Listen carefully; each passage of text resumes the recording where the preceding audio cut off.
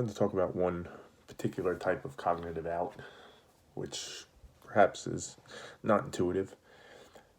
Might even be, I wouldn't say the word controversial, but maybe in the realm of this conversation, maybe controversial.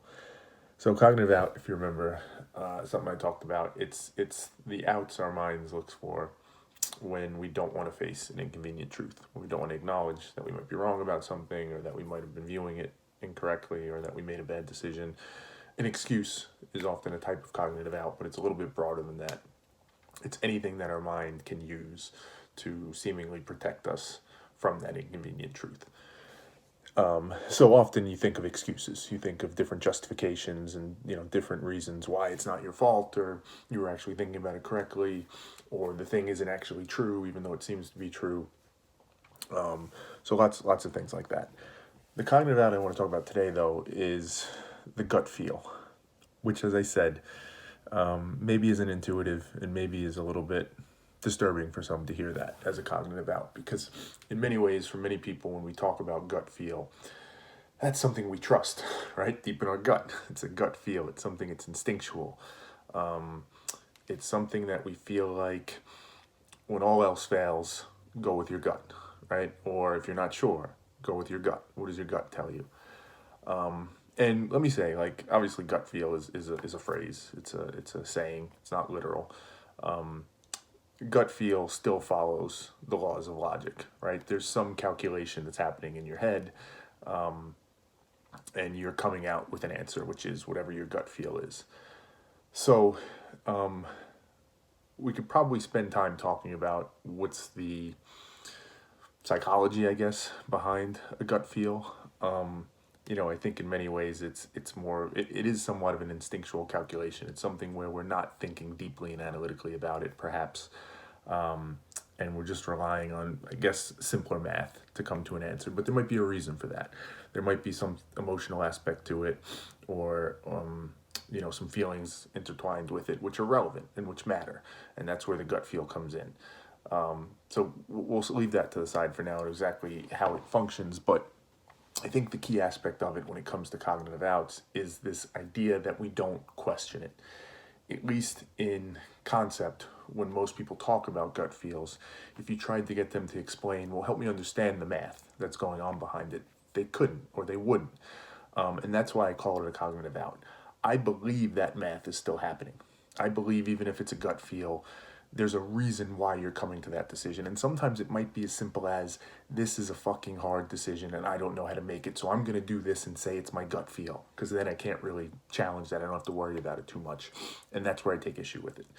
I don't have a problem with you having a gut feel. I don't have a problem with you feeling compelled to go with it.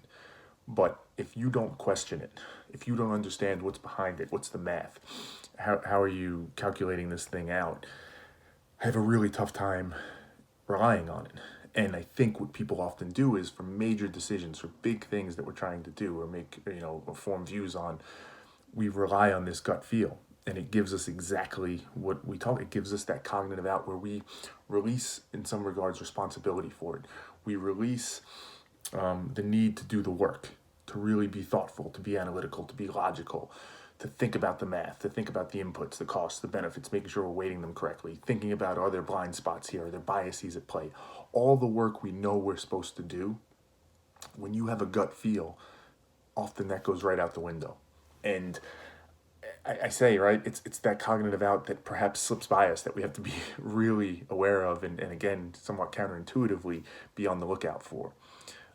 Because it's almost a cheat code for the mind, right? It's telling you, hey, I'm not even at play here. It couldn't be biases. It couldn't be any flaws of the mind that are coming to play here. This is instinctual. This is your gut feel. This is something deep down in your soul that's telling you this is the right answer, or that's the right answer, or that you should believe this, or this is the way the country should be run, or this is the right social policy, or whatever it is, whatever the decision is that you're making. Your mind, it's a magic trick to an extent, right? It's a Jedi mind trick. It's whatever you want to call it. It's convincing you, your conscious you, that you're actually doing this, right? It's your gut that's telling you to do it. Don't even worry about thinking about how you got to it, because there's nothing to see there.